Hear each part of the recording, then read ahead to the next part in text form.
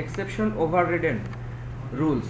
Overridden মানে হচ্ছে যদি এখানে একটা সুপার ক্লাস এবং একটা সাব ক্লাস আছে, সুপার ক্লাসটা হচ্ছে এক্সেপশন ওভাররিডেন, সাব ক্লাসের নাম হচ্ছে টেস্টে। সুপার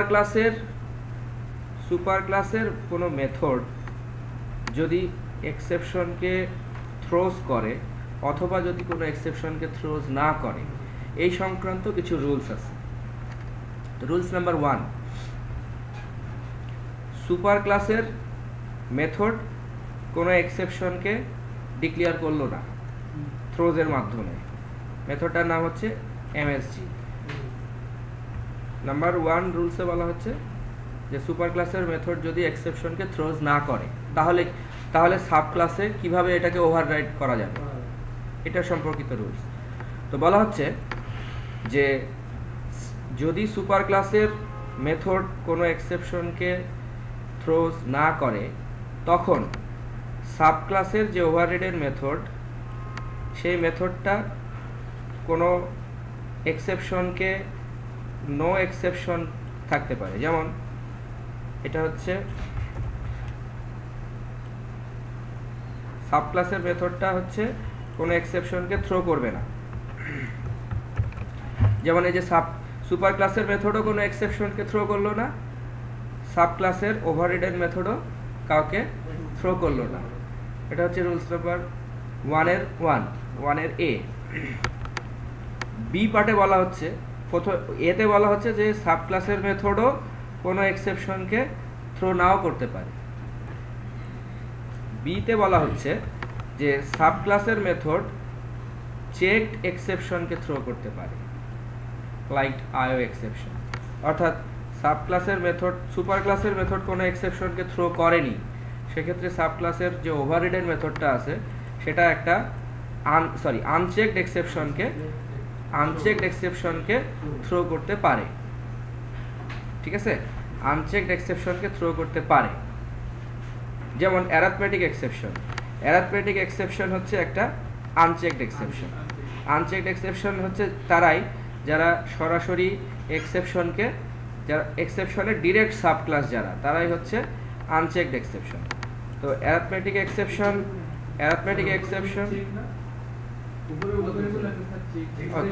হ্যাঁ ঠিক আছে, এটা হচ্ছে আনচেকড এক্সেপশন মানে হচ্ছে যারা হচ্ছে এই রান টাইম এক্সেপশনকে এক্সটেন্ড করে, রান টাইম এক্সটেনশনকে যারা করে তারা হচ্ছে আনচেকড এক্সেপশন।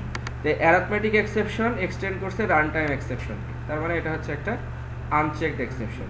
তার মানে সুপার ক্লাসের মেথড যদি কোনো এক্সেপশনকে থ্রোজ নাও করে তাহলে সাব ক্লাসের মেথড আনচেকড এক্সেপশনকে থ্রোজ করতে পারে।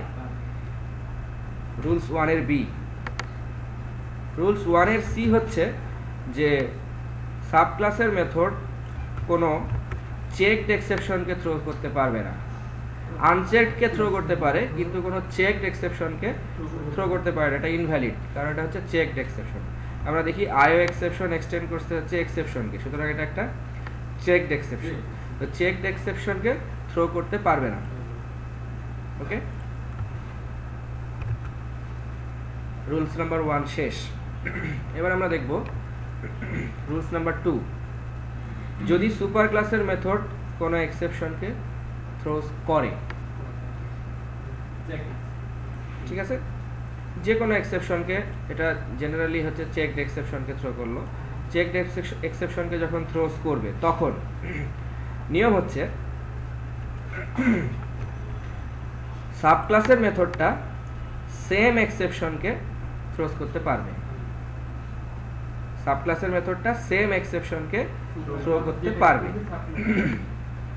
অথবা কোনো এক্সেপশনকে থ্রো নাও করতে পারে, সেমকে করতে পারে অথবা নাও পারে। ঠিক আছে,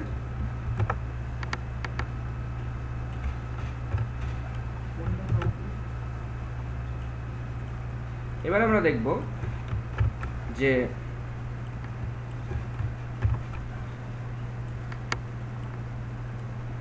সুপার ক্লাসের যে এক্সেপশন, সেই এক্সেপশনের সাব ক্লাসকে থ্রো করতে পারে। যেমন ইন্ড অফ ফাইল এক্সেপশন হচ্ছে এই আইও এক্সেপশনের একটা সাব ক্লাস। দেখে নেই, ইন্ড অফ ফাইল এক্সেপশন এক্সটেন্ড করতেছে হচ্ছে কাকে? আইও এক্সেপশন। তাহলে ইন্ড অফ ফাইল এক্সেপশন হচ্ছে আইও এক্সেপশনের একটা সাব ক্লাস। তাহলে সাব ক্লাসকে সে এক্সটেন্ড করতে মানে থ্রোজ করতে পারবে, কিন্তু সুপার ক্লাসকে পারবে না। থার্ড পয়েন্টে আমরা দেখব যে সে তার সুপার ক্লাসকে থ্রো করতে পারবে না। থার্ডে যেটা দেওয়া আছে যে এক্সেপশন হচ্ছে তার সুপার ক্লাসকে সে থ্রোজ করতে পারবে না।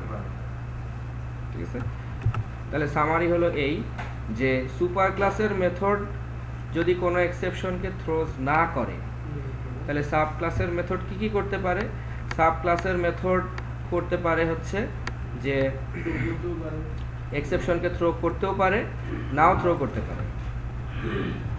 নো এক্সেপশন থ্রো করলো না, অথবা সে কি করতে পারে? আনচেকড এক্সেপশনকে থ্রো করতে পারে, কিন্তু কোনো চেকড এক্সেপশনকে থ্রো করতে পারে না। আর সুপার ক্লাসের মেথড যদি কোনো চেকড এক্সেপশনকে থ্রো করে সেক্ষেত্রে সে সাব ক্লাসের মেথডটা কোনো এক্সেপশনকে থ্রোজ নাও করতে পারে, কারণ অথবা সমান ওই এক্সেপশনকেই থ্রোজ করতে পারে, অথবা তার সাব ক্লাসকে থ্রোজ করতে পারে, কিন্তু সুপারকে করতে পারে না। ঠিক আছে, তাহলে এটাই হচ্ছে যে সুপার ক্লাসের কোনো মেথড যদি এক্সেপশন থ্রো করে অথবা যদি না করে সেক্ষেত্রে সাব ক্লাসে এটা কিভাবে ওভাররাইড করার সময় ওই মেথডগুলোর সাথে আমরা কি ব্যবহার করতে পারি সেই সংক্রান্ত রুলস।